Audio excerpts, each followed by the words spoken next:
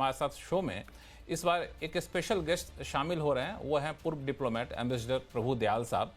इनको बुलाने का मुख्य मकसद ये है कि ये कराची में ही पोस्टेड रहे हैं। इनकी बड़ी मशहूर किताब एक है कराची हलवा, वो बहुत ही फेमस रहा है, जो वहाँ के पॉलिटिक्स पर लिखा गया था। तो इनको बुलाया है ताकि बाज़ार के दिग्गजों के सामने बता सकें कि आखिर हो क्या सकता है। और इंडस्ट्री एक्सपर्ट हैं सुनील सुब्रमण्यम साहब, पाइपर सेरिका के फाउंडर एंड फंड मैनेजर हैं अभय अग्रवाल साहब, एनसीड कैपिटल के मैनेजिंग पार्टनर हैं अनुराग सिंह जी, और इक्वेंटिस रिसर्च और रैंकिंग के CIO जसप्रीत सिंह अरोड़ा साहब हमारे साथ हैं। आप सभी मेहमानों का हमारे शो में स्वागत है। आप सभी को मेरा बहुत बहुत नमस्कार। तो शुरुआत मैं करना चाहूँगा सबसे पहले प्रभु दयाल साहब आपसे। वैसे तो बाज़ार, शेयर बाज़ार को आप पता नहीं कितना करीब से देखते हैं, लेकिन आज बाज़ार में बड़ी हफ्ते का आखिरी दिन बड़ी उथल-पुथल रही। बाज़ार को डर है कि पता नहीं क्या हो जाएगा इस टेंशन में। भारत पाकिस्तान के बीच युद्ध हो जाएगा क्या, युद्ध होगा तो कहाँ तक जाएगा, या फिर बालाकोट हमला या फिर सर्जिकल स्ट्राइक तक आके हम लोग रुक जाएंगे। तो ये जो डर है, ये डर कितना जायज़ है? मैं आपसे ये समझना चाहूँगा कि आखिर हो क्या सकता है, क्योंकि प्रधानमंत्री ने तो साफ तौर से कह दिया कि जो भी ज़मीन बची खुची उसको भी हम नस्त नाबूद कर देंगे आतंकवादियों की। आपका बहुत बहुत धन्यवाद अपने शो में बुलाने के लिए। मैं पहले तो अपनी किताब कराची हलवा का थोड़ा सा जिक्र करना चाहूँ। मैं कराची में पोस्टेड था अर्ली 1980s में, और ये किताब मेरे तजर्बों पे आधारित है। देखिए, पाकिस्तान की बातें तो बड़ी मीठी होती थी, जियाउल हक साहब बड़ी मीठी मीठी बातें करते थे, लेकिन असलियत में वो कुछ और हरकतें करते थे। तो इसीलिए मैंने इसका नाम कराची हलवा रखा, क्योंकि कराची हलवा बड़ा मीठा होता है लेकिन मुझे हजम नहीं होता। पाकिस्तान की हरकतें बिल्कुल इसी तरह से थी।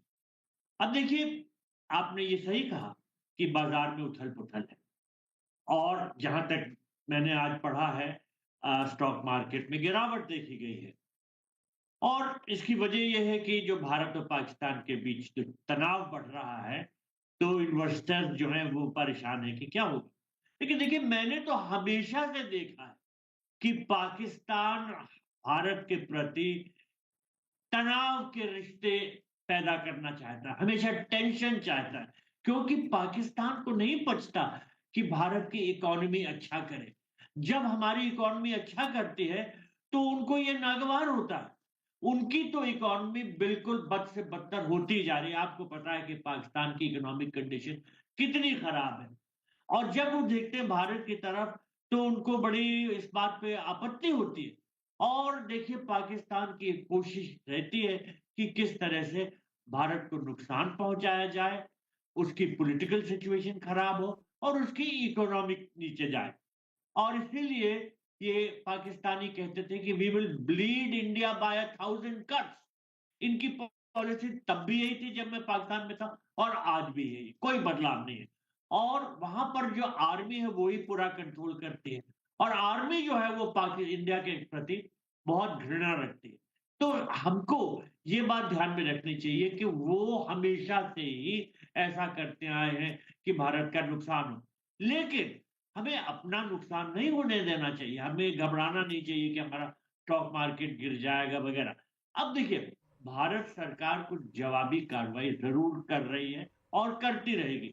जो अभी जो स्टेप्स अनाउंस किए गए हैं, ये एक इनिशियल पैकेज है। हमने कहा हम इंडस वाटर ट्रीटी को अबेयंस में रख देंगे, अटारी बॉर्डर बंद रखेंगे, पाकिस्तान हाई कमीशन का साइज कम कर देंगे, जो सार्क वीजा पे आए थे लोग, उनके वीजा कैंसिल हो, वो वापस जाएं, पाकिस्तानी हमारे यहाँ से सब वापस जाएं। और हमने ये भी कहा कि नेवल अटैचे, मिलिट्री अटैचे वगैरह जो है यहाँ से पर्सनल नॉन ग्राटा है, वापस जाएं, पाकिस्तान हाई कमीशन का साइज कम हो। इसकी वजह क्या है? देखिए, यहाँ पाकिस्तानी जो भी हैं स्थित हाई कमीशन में और बहुत से जो प्राइवेट आते हैं, वो एंटी इंडिया एक्टिविटीज करते हैं। पाकिस्तान हाई कमीशन को मैं कहता हूं ये एक डेन ऑफ स्पाइस है, जासूसों का अड्डा। हम क्यों ऐसी जासूसी होने दें? हमने इसी वजह से इसका साइज कम किया है, लेकिन इससे हमारे इन्वेस्टर्स को परेशान नहीं होना चाहिए।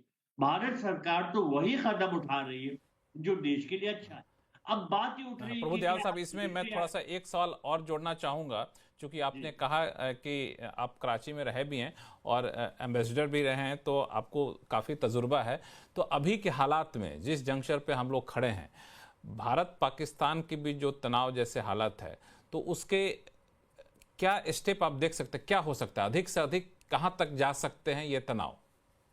क्या देखिए सर्जिकल स्ट्राइक, बालाकोट हमला जैसा तक रहेंगे, या फिर युद्ध जैसे हालात हो सकते हैं? क्योंकि बाजार यही जानना चाहता है। देखिए, मेरा ये मानना है कि all options are on the table. और अगर गवर्नमेंट कोई मिलिट्री एक्शन प्लान कर रही है, जैसे सर्जिकल स्ट्राइक, बालाकोट स्ट्राइक, तो पहले से अनाउंस नहीं करेगी। मिलिट्री एक्शन पहले किया जाता है, बाद में उसके बारे में पब्लिक में या मीडिया में कहा जाता है, पहले उसका जिक्र नहीं किया जाता है। हम अनुमान लगाएंगे, हम अनुमान लगा रहे हैं सब लोग, मीडिया में भी, एनालिस्ट में, कि क्या कर सकती है भारत सरकार, क्या ऐसा एक्शन लेगी। लेकिन ये सोचना कि वो एक्शन पहले से बता दिया जाएगा, ये बिल्कुल अनुचित है, क्योंकि पहले एक्शन किया जाएगा फिर बताया जाएगा। लेकिन जो डिप्लोमेटिक स्टेप्स हैं, जो भारत ने ऑलरेडी लिए हैं, जो अनाउंस कर दिए गए हैं, और भी डिप्लोमेटिक स्टेप्स जो लिए जाएंगे, उनको भारत अनाउंस करता रहेगा। मेरे विचार में बड़ी सोची समझी कार्रवाई कर रही है। लेकिन भारत सरकार ने यह ठान रखा है कि जिन लोगों ने ये आतंकवादी हमला किया था, उनको और उनके पीछे जो उनके मैनेजर्स हैं, स्पॉन्सर्स हैं, जो उनको चला रहे हैं। देखिए, सबसे बड़ी टेररिस्ट फोर्स पाकिस्तान में लश्कर तैयबा, जैश ए मोहम्मद, हिजबुल मुजाहिदीन ये नहीं है। सबसे बड़ी टेररिस्ट फोर्स पाकिस्तान में उनकी फौज है। Pakistan army is the biggest terrorist force in the world, और हमारे खिलाफ वो काम करती है। हमने भी ठान लिया कि हम उसको सबक सिखाएंगे, और जैसा प्रधानमंत्री मोदी ने कहा कि हम वो कदम उठाएंगे ताकि ये इनको 7 जन्म तक याद न रहे। तो देखिए, 7 जन तक याद रख। ऐसा सरकार करते ने हैं कि हमारे जो बाजार के दिग्गज हैं प्रभु दयाल साहब, उनसे मैं थोड़ी सी राय ले लेता हूं, वो क्या सेंस कर रहे हैं, और फिर आपके पास आऊंगा कि उनका सेंस कितना प्रैक्टिकल आपको दिख रहा है एज ए डिप्लोमेट।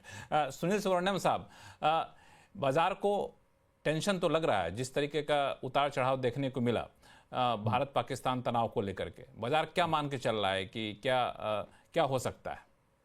नहीं, बाजार ये मान के चल रहा है कि मुझे पता नहीं है कि क्या होने वाला है। मार्केट इसलिए गिर रही है क्योंकि अनसर्टेनिटी का माहौल है, क्योंकि एक तरफ ये हमला बहुत अपनी जो कहते हैं ना, हर नागरिक के मन में एक बहुत बड़ा गहरी चोट पड़ा है, और सबकी खून उबल रही है कि कुछ ना कुछ करे। प्रधानमंत्री ने भी डिप्लोमेटिकली बहुत से काम कर लिया, एक्शंस ले लिया। अब बातचीत में भी कह रहे हैं कि हम उनको ढूंढ के कुछ करेंगे, मगर क्या करने वाले हैं इसके ऊपर एक अनसर्टेनिटी है। क्योंकि जैसे ही दयाल साहब ने कहा, एलिमेंट ऑफ सरप्राइज होना चाहिए। अब कह के मैं करने वाला हूं, जाके करना एक बात है, मगर दूसरी बात है कि सच में देखिए, बात ऐसी है कि अभी तक पाकिस्तान ने इसको एडमिट नहीं किया कि उनके सॉइल से जो कहते हैं ना नॉन स्टेट एक्टर्स ने किया, वो मान नहीं रहे। वो कह रहे हैं कि ये इंडिजिनस है। तो अब अगर डायरेक्ट पाकिस्तान पे पर कुछ भी हम एक्शंस ले, अदर देन डिप्लोमेटिक सभी वर्ल्ड समझती है, मगर मिलिट्री एक्शन पाकिस्तान के खिलाफ ले, वो यूएन से लेकर अमेरिका से लेकर कोई सहमत नहीं होगा, नंबर 1। मगर एक्शन हम एलओसी के पार, एलओसी में पाक ऑक्यूपाइड कश्मीर में करेंगे तो किसी का कोई दिक्कत नहीं होगा। तो पहली चीज, जैसे दयाल साहब ने कहा, फर्स्ट होगा कि इन टेररिस्ट को पकड़ना है और उनको मारना है या जेल भेजना है, जो भी है। सेकेंड, उनकी जो सपोर्ट एक्टर्स, बट कुछ भी टेररिस्ट के बेस कैंप जो पीओके में, उसमें कुछ अटैक करते हैं तो वर्ल्ड विल सपोर्ट अस।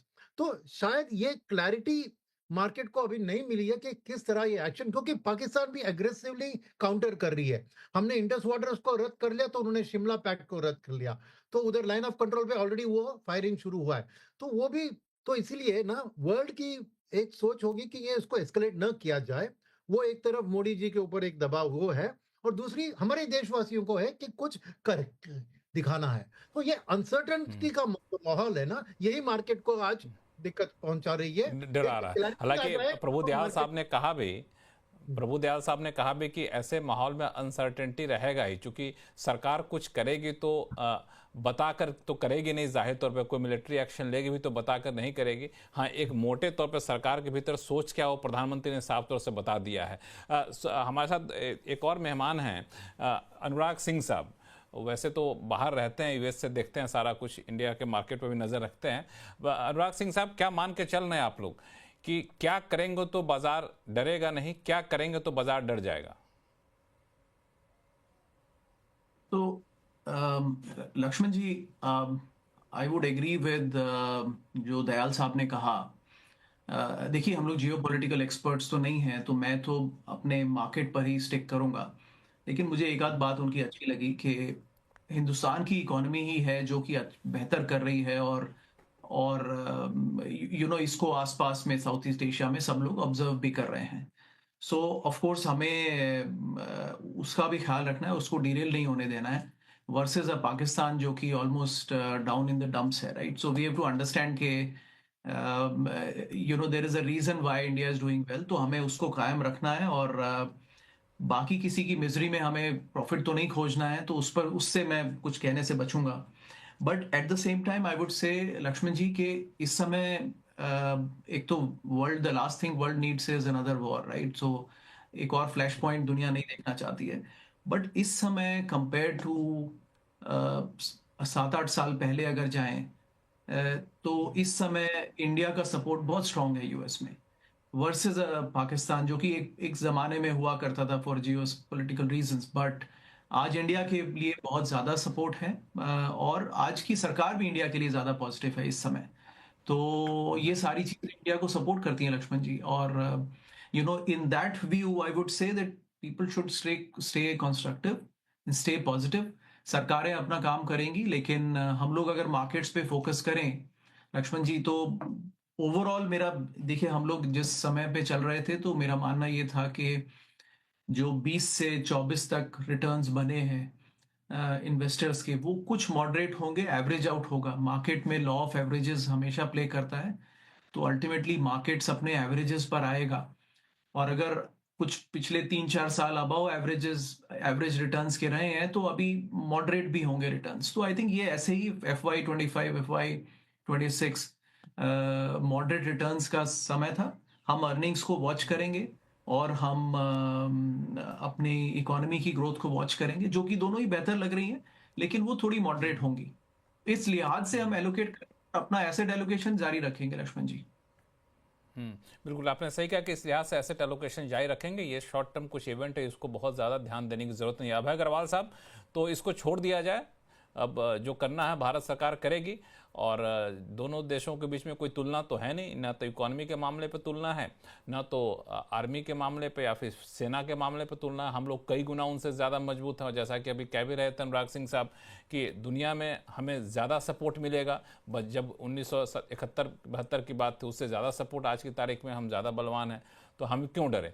जो डरना है वो पाकिस्तान को डरना है, पाकिस्तान का बाजार गिर रहा है वो डरे, हमें डरने की जरूरत नहीं है, बाजार को आगे निकल जाना चाहिए। क्या बाजार इस क्यू के साथ अगले हफ्ते से अच्छी शुरुआत करेगा फिर से? लक्ष्मण जी, देखिए, मुझे नहीं लगता कि बाजार को कोई भी डर है या कोई भी टेंशन है वॉर को लेके। मतलब हम क्या बात कर रहे हैं, एक छोटा देश है जो अपनी प्रॉब्लम्स में है, एक छोटी आर्मी है। मुझे लगता है बहुत ज्यादा हम उनको इंपॉर्टेंस दे रहे हैं, इनफैक्ट ये सब डिस्कशन करके, जितनी उनको नहीं मिलनी चाहिए। बॉर्डर पे हमारे जवान हैं, हमारा पूरा डिफेंस फोर्सेस हैं, उनको मालूम है क्या करना है, और आई एम श्योर वो करेंगे जो कुछ भी उनको करना है प्रोटेक्शन के लिए। और एज इन्वेस्टर्स मेरी जितनी कॉन्वर्सेशन है, कल हमारा मार्केट 160 पॉइंट ऊपर था, आज 200 पॉइंट नीचे था, तो इवेंट के 40 पॉइंट गिर गया, तो उसमें क्या बड़ी बात होगी? तो छोटा टेक्निकल करेक्शन है, जो पिछले 7-8 सेशन से जो बाजार बढ़ा 1500 पॉइंट, उसमें 200 पॉइंट गिर गया एक दिन। उसमें मुझे नहीं लगता कि किसी को भी कोई फियर है, ना डोमेस्टिक इन्वेस्टर या फॉरेन इन्वेस्टर भी वॉर जैसी सिचुएशन हो जाएगी या कुछ होगा। आई थिंक सारे मैक्रो सब कुछ हमारे फेवर में है, हमारी एजेंसीज हैं अपना काम कर रही हैं, उनको करने देते हैं। मैं बल्कि यही कहूंगा कि हमको ज्यादा इंपॉर्टेंस देनी नहीं चाहिए दूसरे पाकिस्तान आर्मी को या किसी की, उनकी बातें नहीं करनी चाहिए, इररिलेवेंट है वो। तो हमें ये देखना है कि हम क्या कर रहे हैं एज इन्वेस्टर्स। क्या हम पैनिक, अगर इनफैक्ट मैं कहूंगा कि अगर हम पैनिक करके बेच रहे हैं तो वो ठीक नहीं है, क्योंकि कोई रीजन नहीं। एक बड़ी दुखद घटना हुई, सबको दुख है उस बात का, पर जो सीमा पे खड़ा है सिर्फ वही नहीं लड़ रहा है, जो हम हैं, हम भी तो अपने देश के लिए लड़ रहे हैं ना। तो हम क्यों हथियार डाल दें कि ये पाकिस्तान आर्मी के साथ शायद लड़ाई हो जाए, शायद नुकसान हो जाए, शायद इकोनॉमी पर। जो हमको अपना काम करना है to make good investment as capital allocators, अच्छी कंपनीज में इन्वेस्ट करें जिससे इकोनॉमिक ग्रोथ हो, उस पे ज्यादा फोकस होना चाहिए ऐसा मेरा पर्सनल व्यू है। और मैं आपको फिर से बोल रहा हूँ, 2 दिन में मेरी किसी भी इन्वेस्टर से, ना फॉरेन इन्वेस्टर डोमेस्टिक इन्वेस्टर से बात हुई जिसने एक बार भी ये कहा कि इस वॉर की वजह से कोई तकलीफ है या डर है, उसकी वजह से हम थोड़ा कैश पोजीशन बढ़ा अच्छी बात देते हैं। वो किसी का कोई सोच ही नहीं रहा है इस बारे में लक्ष्मण जी। तो अब अगले हफ्ते बाजार में क्या होगा टेक्निकल रीजन से, वो कहना मुश्किल है। पर मुझे नहीं लगता कि ये जो पहलगाम की दुर्घटना हुई और उसके बाद जो अनसर्टेनिटी है, उससे बाजार में कोई डर है और होना भी नहीं चाहिए। इनफैक्ट अर्निंग सीजन अभी चल रहा है, अच्छी कंपनीज हैं, रिजल्ट्स आ रहे हैं, बैंक से बिल्कुल हमने अर्निंग देखे। सीजन पे भी मैं आऊंगा। जसप्रीत सिंह अरोड़ा साहब को बीच में ले आता हूं, फिर मैं आपसे इस पे भी मुद्दे बातचीत करूंगा। जसप्रीत सिंह अरोड़ा साहब, तो किसी को कोई डर है नहीं, हमारे सभी पैनलिस्ट इस बात पे सहमत है कि पहलगाम घटना को लेकर बहुत ज़्यादा डरने की ज़रूरत नहीं है। थोड़े बहुत करेक्शन है तो टेक्निकल करेक्शन वैसे ही हो जाते हैं, लेकिन एक निवेशक के तौर पर ये कहा जाए कि जब भी थोड़े बहुत ऐसे करेक्शन आए तो अपना जो इन्वेस्टमेंट का मन बनाए हुए लगा दिया करिए, ज़्यादा करेक्शन के इंतजार मत रहिए। नमस्कार। एक अपॉर्चुनिटी देता है। यस, सही कह रहे हैं लक्ष्मण जी।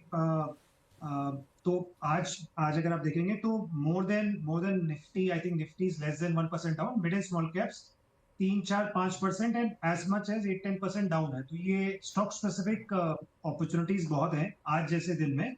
एंड उसके पीछे का रीजन, मार्केट को reason, market tries to find reason to do profit booking, course correction, shift of momentum from one sector to another sector rotation। तो probably ये एक reason था मार्केट के लिए, जो काफी टाइम से market was literally one way for the last few weeks। तो शायद आज वो एक वैसा दिन था जब इसको प्रॉफिट बुकिंग अपॉर्चुनिटी हुई है। एंड देयर आर बहुत सारे स्टॉक्स हैं जो उसमें अपॉर्चुनिटी मिली है। I just wanted to highlight one important point जो आपने जो थीम रखा है और उसके अराउंड जो डिस्कशन दयाल सर ने भी किया, कि I just want to take a reference of the two wars which started, which is Israel versus Palestine and also Russia Ukraine। वो चली जा रही है, मतलब आप देखिए वो it's been 2.5 years and 1.5 years respectively। तो net no one has gained and there's a net loss, right, across countries and whatever। so even a full scale पे इंडिया पाकिस्तान का कुछ हो भी गया तो सबको पता है उसमें कुछ हासिल नहीं होना है, right। at the end of the day both economies will suffer, obviously the smaller nation will suffer far more this thing।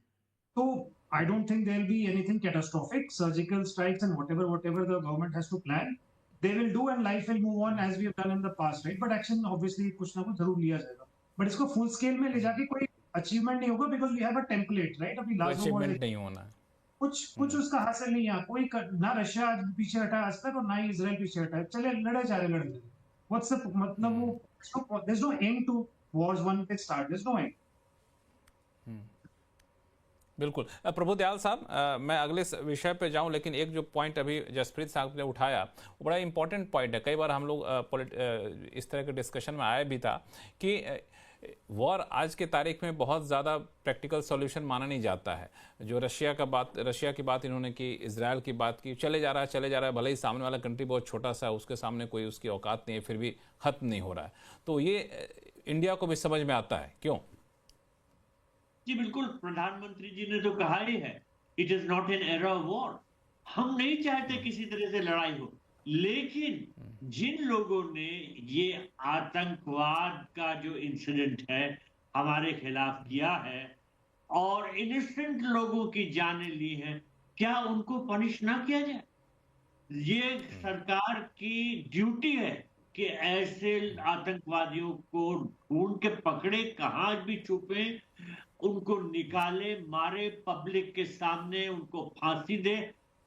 और जो पाकिस्तान में बैठे उनके प्लानर्स हैं, जिसको हम पाकिस्तान आर्मी कहते हैं और उसकी इंटेलिजेंस विंग ISI, वो दुनिया का सबसे बड़ा टेररिस्ट फोर्स है, उसको भी किसी ना किसी तरीके से सबक सिखाना जरूरी है।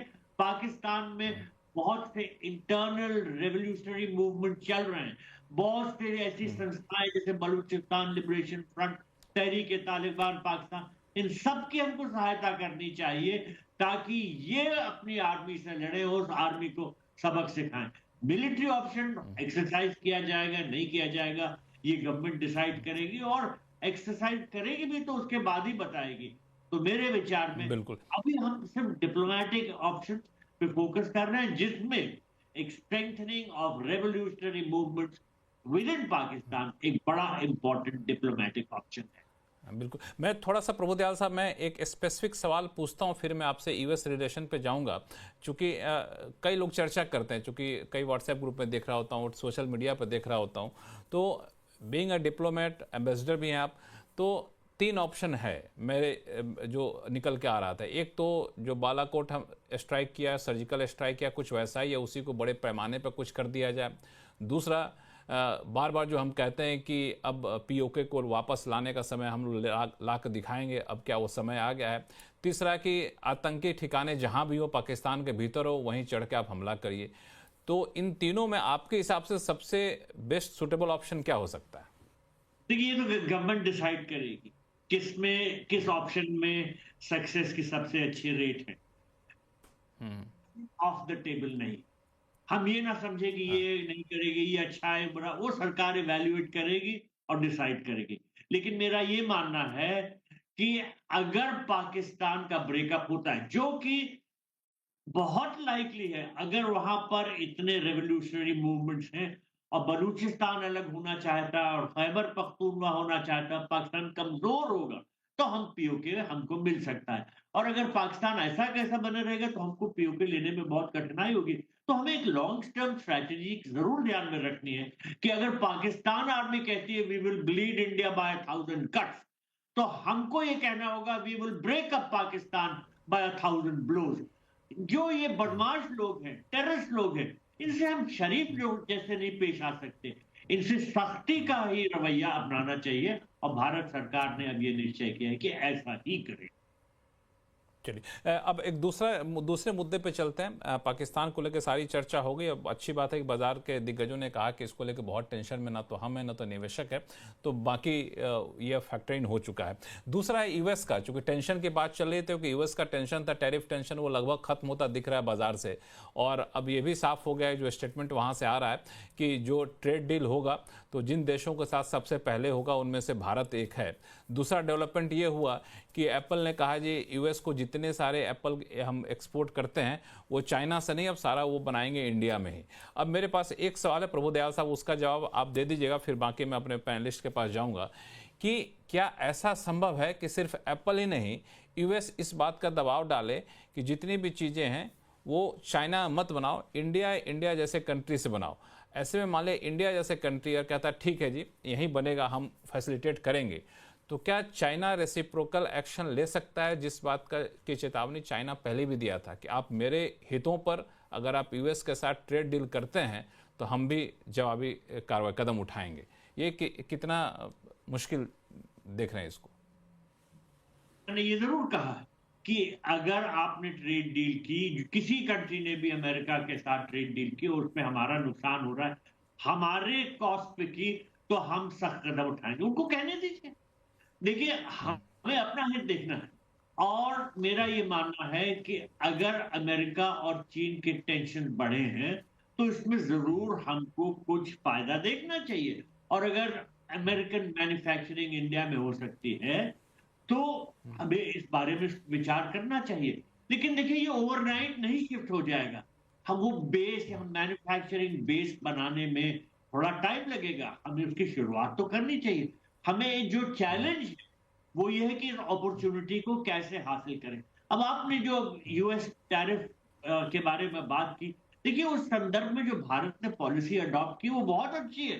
भारत नहीं चाहता है कि ये ट्रेड टेंशन बढ़े और इसीलिए प्रधानमंत्री मोदी जी ने अपनी तरफ से अमेरिका को, डोनाल्ड ट्रंप को कुछ कंसेशन दिए। जैसे प्रेसिडेंट ट्रंप बार बार जिक्र करते थे हार्ले डेविडसन बाइक पे इतनी हाई ड्यूटी इंडिया ने लगाई है या बोर्बन विस्की पे लगाई है। इंडिया ने ये टैरिफ लोअर कर दिए, एक कंसेशन दिया और बार बार ये कहा कि हम रेसिप्रोकल टैरिफ नहीं लगाएंगे, हम चाहते हैं एक बायलैटरल ट्रेड एग्रीमेंट।